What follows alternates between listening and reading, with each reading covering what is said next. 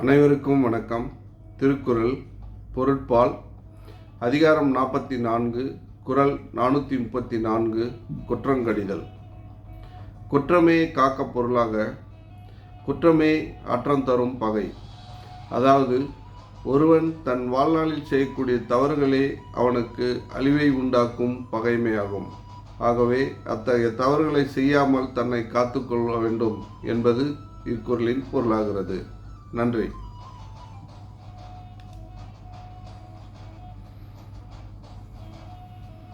Hello ಪ್ರತಿಯೊಬ್ಬರು.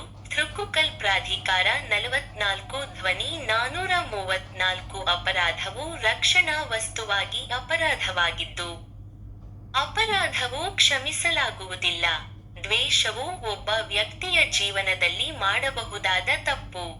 ಇದು ಅವನನ್ನು ನಾಶಗೊಳಿಸುವ ದ್ವೇಷವಾಗಿದೆ. ಆದ್ದರಿಂದ ನೀವು ಅಂತಹ ತಪ್ಪುಗಳನ್ನು ಮಾಡುವುದರಿಂದ ನಿಮ್ಮನ್ನು ರಕ್ಷಿಸಬೇಕು. ಧನ್ಯವಾದಗಳು.